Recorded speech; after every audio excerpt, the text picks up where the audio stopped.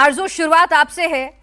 कब तक, आखिर कब तक, जगह कोई भी हो, आतंकी हमला कोई भी हो, हर बार तार जाके पाकिस्तान से जुड़ जाते हैं? देखिए, जैसे आपने अपने इंट्रो में भी कहा कि पाकिस्तान की एक हिस्ट्री रही है, पाकिस्तान इस तरह के लोगों को सपोर्ट किया, और मेरे ख्याल है हिस्ट्री नहीं रही है, शायद प्रेजेंट भी इस वक्त इसी तरह का है कि ऐसे लोगों के जो इस तरह के माइंडसेट के लोग होते हैं उनको बहुत सपोर्ट किया जाता है। ये बात तो जनरल परवेज मुशर्रफ ने भी कही, ये बात तो इस वक्त के डिफेंस मिनिस्टर भी कह चुके हैं कि 30 इयर्स हम मिलिटेंट्स को पालते रहे। अब उनका नाम आप चाहे जितना भी एक तरह से ऐसा रख लीजिए कि जो सुनने में बुरा ना लगे। तो ऑस्ट्रेलियन सिटीजन की होगी, सिर्फ वो ये था कि जू थे, वो सिटीजन बिल्कुल। तो ऑस्ट्रेलिया के थे वो। तो अब ऑस्ट्रेलिया तो अब स्ट्रिक्ट मेजर्स लेगा इस हवाले से। सर सभी को लेने चाहिए सर। एक वीडियो और आई है उसमें जिसने मारा है उन लोगों को, वो बाकी लोगों को साइड पे कर रहा है, यानी वो सिर्फ उसी खास ग्रुप के ऊपर अटैक करना चाह रहा था। तो जो बाकी लोग वहां पर चल फिर रहे थे, तो वो एक वीडियो में उनको कह रहे हैं साइड पे हो जाने के लिए। तो ये जो नफरत है, ये सिर्फ ऑस्ट्रेलिया तक नहीं रहेगी, इससे तो पूरी दुनिया को बचना पड़ेगा। एक बड़ा अनफॉर्चुनेट इंसिडेंट सिडनी में हुआ, जहां पे एक ज्यूइश कम्युनिटी के ऊपर हमला किया गया है, जो कि बड़ा एक अफसोसनाक वाकया, और जितना भी कंडेम किया जाए कम है। इंट्रो में भी कहा कि पाकिस्तान की एक हिस्ट्री रही है, पाकिस्तान इस तरह के लोगों को सपोर्ट किया, और मेरे ख्याल है हिस्ट्री नहीं रही है, शायद प्रेजेंट भी इस वक्त इसी तरह का है कि ऐसे लोगों के जो इस तरह के माइंडसेट के लोग होते हैं उनको बहुत सपोर्ट किया जाता है। ये बात तो जनरल परवेज मुशर्रफ ने भी कही, ये बात तो इस वक्त के डिफेंस मिनिस्टर भी कह चुके हैं कि 30 इयर्स हम मिलिटेंट्स को पालते रहे। अब उनका नाम आप चाहे जितना भी एक तरह से ऐसा रख लीजिए कि जो सुनने में बुरा ना लगे, लेकिन असल में वो मिलिटेंट्स क्या थे या क्या हैं ये तो सभी जानते हैं। इस वक्त ऑस्ट्रेलिया में जो अटैक हुआ उसके बाद जो न्यूज़ चल रही है उसमें एक फिलिपाइन की तरफ से भी कहा जा रहा है कि जो बाप था इनमें से जो मारा गया है उसके पास हिंदुस्तानी पासपोर्ट था। अब हिंदुस्तानी पासपोर्ट कैसे था, इसलिए कि हिंदुस्तान तो डुअल नेशनल को सपोर्ट नहीं करता, या वहाँ पे नहीं होता कि दो पासपोर्ट रखे जाएं। तो यकीनन इसके ऊपर भी इन्वेस्टिगेशन होनी चाहिए कि अगर उसने फेक तरीके से पासपोर्ट बनाया था तो वो किस तरह से उसको मिला और कैसे वो गया। लेकिन अगर हम इस चीज को छोड़ भी देंगे, अभी हिंदुस्तानी था या पाकिस्तानी था, कुछ भी था, लेकिन बहरहाल पाकिस्तान में ये होता रहा है, पाकिस्तान में ऐसे लोगों को सपोर्ट किया जाता रहा है। और अभी तक उनको कह लीजिए कि चाहे भारत को डराने के लिए, चाहे अफगानिस्तान के लिए, या किसी भी मकसद के लिए, लेकिन इस तरह के लोगों को बनाया गया है। और उनको कभी भी आप देखिए कि हमारे यहाँ उनको कोई जुर्म नहीं कहा गया, कोई गलत नहीं कहा गया उन लोगों को। चाहे हाफिज सईद ही क्यों ना हो, आप हाफिज सईद साहब सुनेंगी। आपने कभी सुना है कि इस तरह का यूएन डेजिग्नेटेड टेररिस्ट उसको आगे साहब लगाया जाए? तो यहाँ पर तो यही हालात हैं और इसी तरह के लोग हैं। और अगर आप ये देखें कि सलमान तासीर साहब को जिस आदमी ने मारा था, उसका इस्लामाबाद जहाँ मैं मौजूद हूँ वहाँ पे मकबरा तक बना दिया, उसके लिए लॉयर्स बाहर निकले, एक बहुत बड़ी तादाद में उसका जनाजा किया गया। लेकिन अगर कोई ऐसा हो जो इस किस्म की बातें ना करे, तो आप देख लीजिए कि उसके मरने पे या उसके जीने पे लोग बाहर नहीं आते। तो माइंडसेट जो है, अगर आपके 60% लोगों का माइंडसेट या 70% लोगों का माइंडसेट यही है, तो उसमें से निकलना जो है वो बहुत ही, मुझे लगता है बहुत कठिन होगा। मुझे नहीं लगता कि बहुत इजीली पाकिस्तानी उसमें से निकल सकेंगे, इसलिए कि आपके लिए वो टेररिस्ट हो सकते हैं, लेकिन हमारे लिए तो वो है। तुम इतने बड़े जियाले थे, इतने बड़े सूरमा थे, तो जाओ ना यार, जाके इजराइल की फौज के साथ लड़ो, जाके लड़ना तुमने जो ट्रेंड है उनके साथ लड़ो जाके। वो बेचारे पता नहीं उनमें से कितने जूस है, कितने मुसलमान मार दिए, मथे तो नहीं लिखे हैं मजहब में सारे होती। बल्कि अब दूसरी बात है, आज वो प्रूव हो चुका है, डोनाल्ड ट्रंप साहब की स्टेटमेंट भी है, जो बचाने वाला है वो भी मुसलमान है। जिसने वो बंदूक छीनी है चीमा साहब, उसको भी 2 गोलियां उसके मुसलमान भाईजान ने मारी हैं ऊपर से। चीमा साहब एक निहत्ते इंसान को किसी मजहब के गोली मारना मुझे प्रूव कर दे दिस इज इस्लामिक। चीमा साहब मुझे अभी याद है, एक बात मैं कोड करना चाहूंगा जो सारी जिंदगी मेरे लिए बहुत बड़ा सबक है। हजरत अली किसी के छाती पर बैठे हुए थे मारने के लिए, उसने उनके मुंह पे थूक दिया था, वो फौरन उसकी छाती से उठ गए थे। उन्होंने कहा नो इज पर्सनल। चीमा साहब ये दुख हुआ, आज मुझे बड़ा सख्त दुख हुआ है। और दूसरी बात, अब बात करते हैं अफगानिस्तान पे।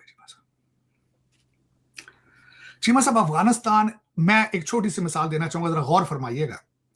जब टर्किश और सारे मिलके पाकिस्तान के साथ इनके डायलॉग करा रहे थे चीमा साहब, वो हर चीज पे एग्री करके जब फोन करते थे जाके हकानी ग्रुप को या काबली ग्रुप को या वो कंधारी ग्रुप को फोन करते थे, फौरन आके मुकर जाते थे।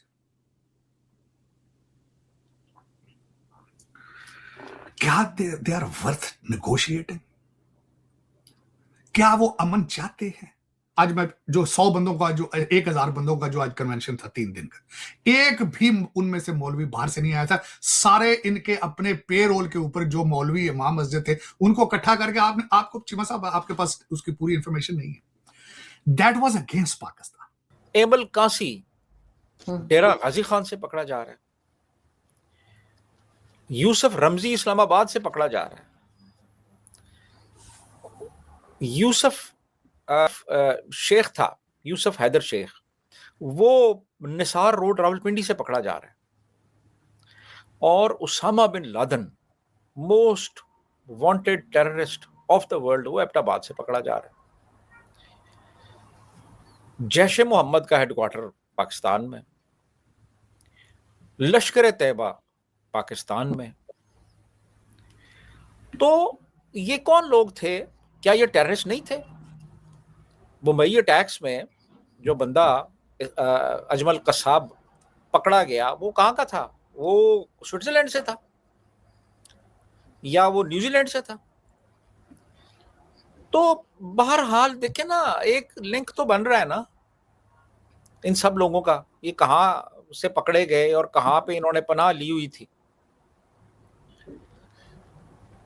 तो मेरा ख्याल है कि आप देखेंगे कि कहीं ना कहीं से, यानी लंदन मेट्रो बॉम्बिंग्स हो या न्यूयॉर्क के टाइम स्क्वायर पे क्रैकर्स किसी ने चलाए हों, या कोई पेरिस या जर्मनी में कोई दहशतगर्दी हुई हो, कोई ना कोई कहीं ना कहीं से जाके लिंक मिल जाता है यहाँ से।